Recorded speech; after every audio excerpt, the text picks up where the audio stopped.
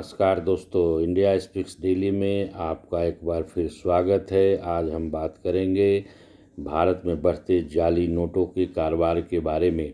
Delhi police ने पिछले दिनों ही एक शख्स जिस पर 1 लाख रुपए का इनाम घोषित था, उस व्यक्ति को पश्चिम बंगाल से गिरफ्तार किया है। इस शख्स की पहचान हबीबुर रहमान के तौर पर की गई है और इसने स्वीकार किया है कि वह बांग्लादेश बॉर्डर से नकली नोटों को मंगाकर अपने एजेंटों के माध्यम से पूरे देश में इसकी सप्लाई करता था।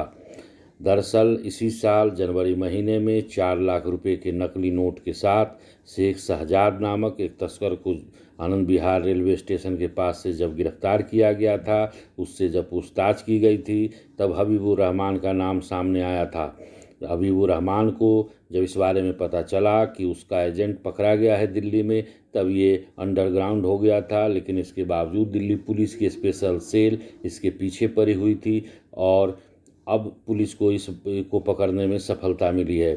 हबीबुर रहमान ने पूछताछ में बताया है कि उसके ऐसे न जाने कितने एजेंट हैं जो बांग्लादेश बॉर्डर से मालदा होते हुए नोटों की खेप पकड़ते हैं और पूरे भारत भर में इसकी सप्लाई करते हैं।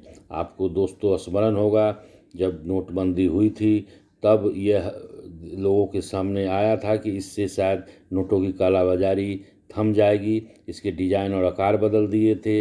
इससे ये भी प्रमाणिकता मिली थी लोगों को कि अब शायद कालाबाजारी करना मुश्किल होगा।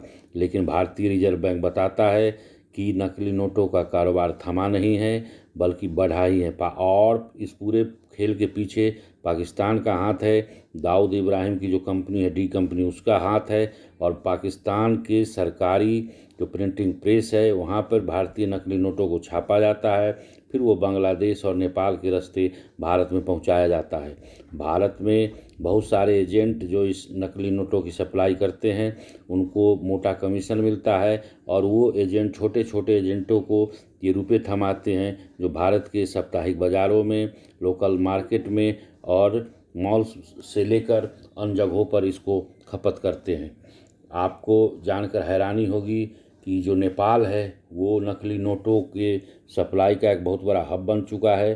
कई इंटरनेशनल फेम के लोग वहाँ आते जाते रहते हैं और इन करेंसी को नेपाल और बांग्लादेश के रास्ते जब भारत पहुँचाया जाता है तो इसका एक मुख्य केंद्र काठमांडू को माना जा रहा है।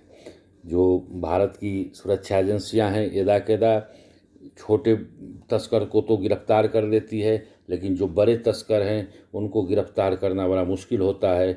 और सबसे बड़ी दिक्कत इसमें ये है कि जितने भी लोग जो बड़े चेहरे हैं इस रैकेट से जुड़े हुए, वो भारत में नहीं, पाकिस्तान, बांग्लादेश और नेपाल में रहते हैं। और इन लोगों की गिरफ्तारी सुनिश्चित करना एक बहुत ही मुश्किल काम है। और भारत में जितने भी तरह के छोटे एजेंट बैठे हैं, वो नित्य नए लालच में पड़कर ये धंधा को अपनाते हैं। और एक खास वर्ग है हरा टिड्डा समुदाय, जो इस पूरे रैकेट को खुद संचालित करता है।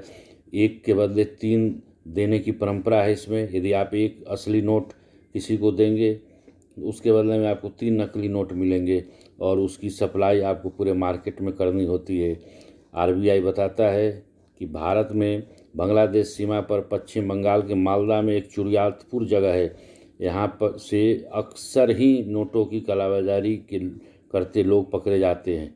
भारतीय सुरक्षा एजेंसी को भी इस बात की जानकारी है, लेकिन बावजूद इसके इस जगह पे से भारत में नकली नोटों के प्रचार प्रसार को रोकने में बहुत ज़्यादा सफलता नहीं मिली है। ये माना जा रहा है कि आने वाले समय में यदि इस पर रोकथाम नहीं किया गया तो फिर भारत में चल रहे असली और नकली में फ़र्क करना बड़ा मुश्किल हो जाएगा। क्योंकि जो आज के डेट में नकली नोट छापा जा रहा है, उसके जो फीचर हैं वो हूबहू सेम है और आपको बड़ी हैरानी हो जाएगी कि कौन असली है और कौन नकली है।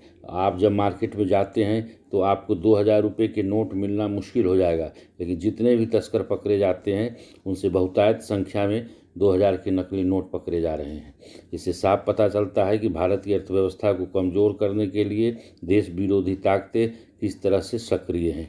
आज की वीडियो में बस इतना ही। फिर एक नए टॉपिक के साथ फिर मिलेंगे। नमस्कार दोस्तों।